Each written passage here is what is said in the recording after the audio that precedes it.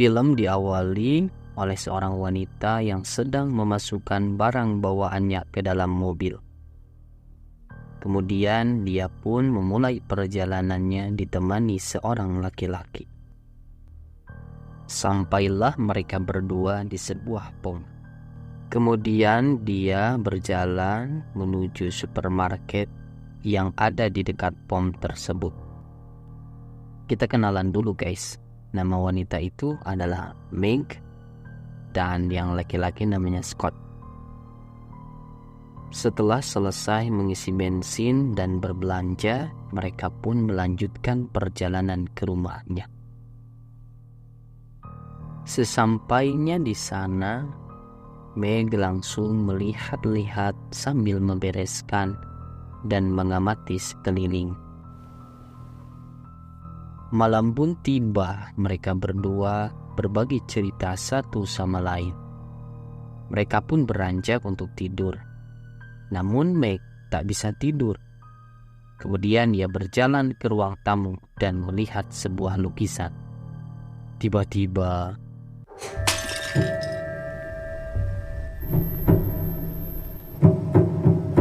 Scott? Meg kembali ke tempat tidur sambil berusaha membangunkan Scott. Pagi harinya, Meg menceritakan tentang apa yang ia alami tadi malam pada Scott. Meg merasa aneh ketika melihat ke tempat kejadian itu.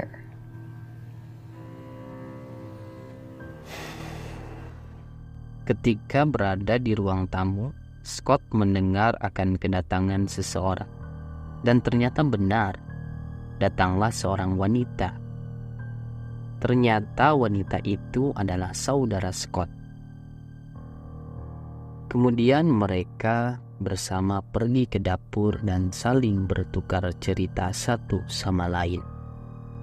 Ketika Meg hendak tidur, tiba-tiba ia berjalan menuju ruang tamu dan melihat Scott.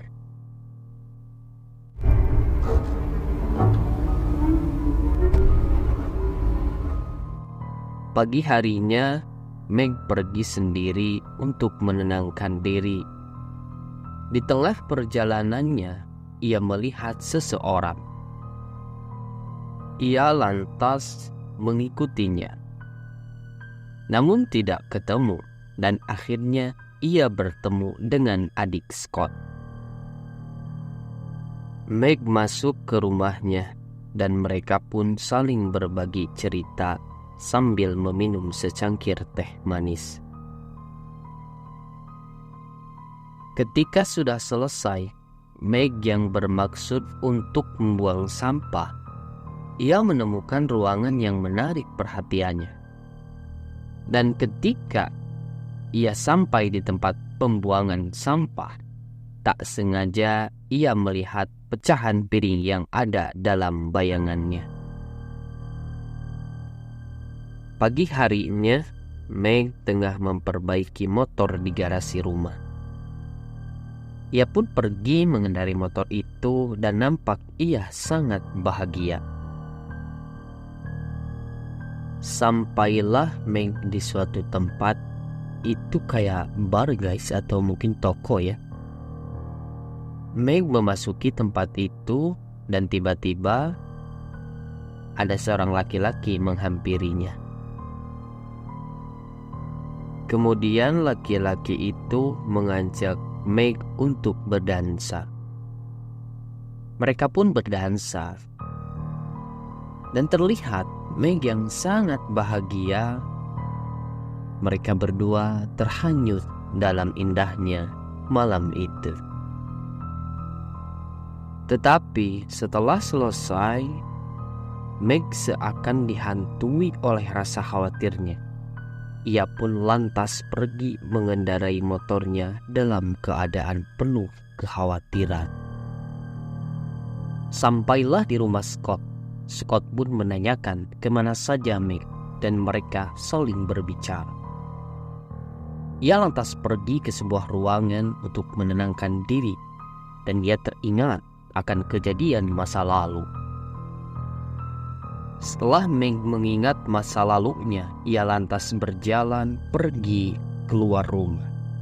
Scott mengikutinya dan beberapa kali meminta maaf pada Meg. Namun, ia melihat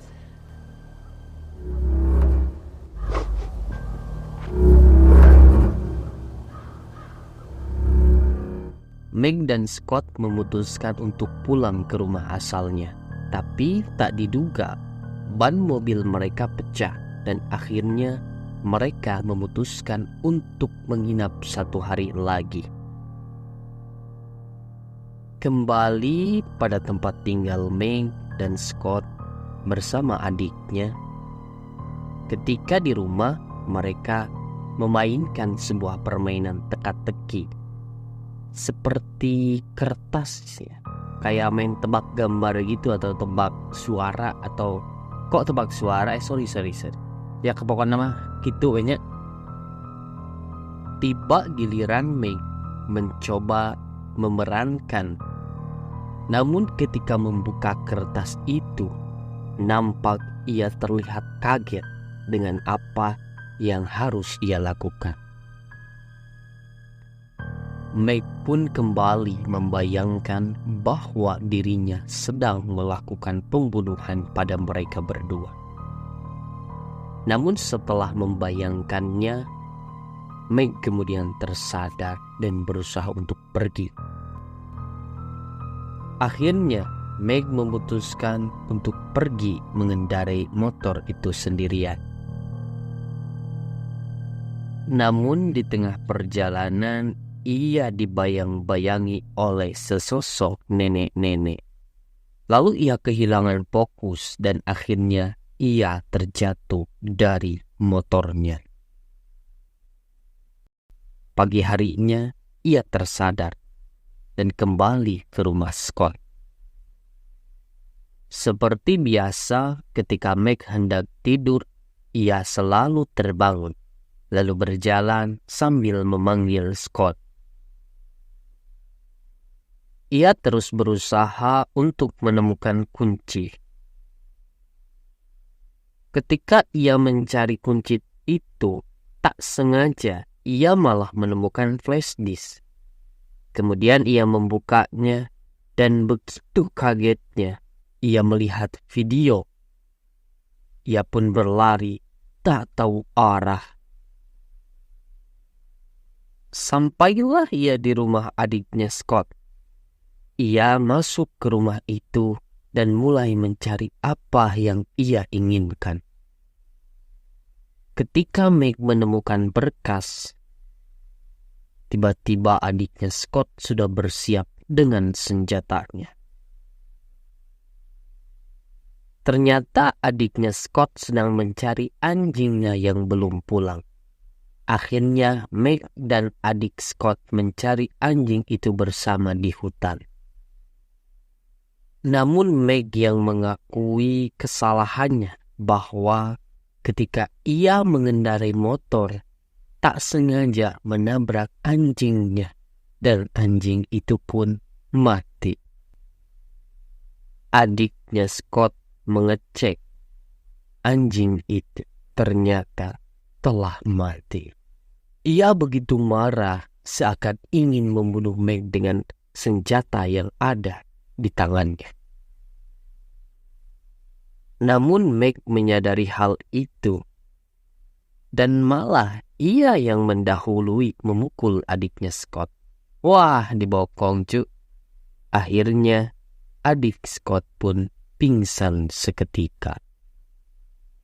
Meg membawa adiknya Scott yang pingsan ke suatu ruangan dan menunggunya hingga sadar. Ketika adiknya Scott tersadar, Meg pun bercerita padanya. Meg selesai berbicara pada adiknya Scott. Adik Scott pun mulai membicarakan tentang keadaan Meg yang sebenarnya. Meg sangat terbebani dengan apa yang diucapkan oleh adiknya Scott. Ia pun berteriak. Scott mendengar teriakan itu dan mereka bertiga pun kembali bertemu. Scott mulai menjelaskan pada Meg tentang keadaan Meg yang sebenarnya. Meg pun menyangkal semua hal yang dikatakan oleh Scott, dan ia mengetahui kebusukan Scott dan adiknya yang bersekongkol. Dan terjadilah adegan pembunuhan. Coward.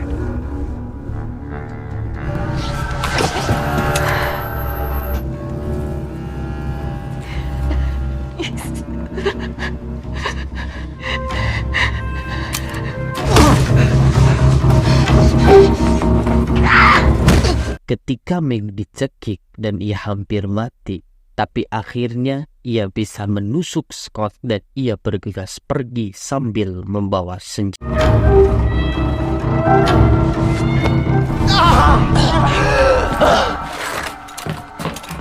Ketika Scott mengikuti Meg, hampir ia akan dibunuh. Tiba-tiba Meg berada dalam imajinasinya yang teringat kejadian masa lalu, di mana ternyata ia ditinggalkan di tengah lautan dan kemudian ditemukan oleh seorang nenek-nenek. Meg pun tersadar dari imajinasinya di masa lalu. Ketika ia mendengar sebuah mobil datang, ia bergegas segera pergi dengan membawa senjata. Dan akhirnya film pun tamat. Jadi kesimpulannya dari film ini adalah sebuah kisah kebohongan dan kisah trauma yang dialami Meg, yang dimana pelakunya adalah orang yang ia percaya yaitu Scott, sampai-sampai mempengaruhi psikologinya. Oke guys, segitu dulu alur yang bisa gue bawain. Jumpa lagi di alur film selanjutnya. See you later.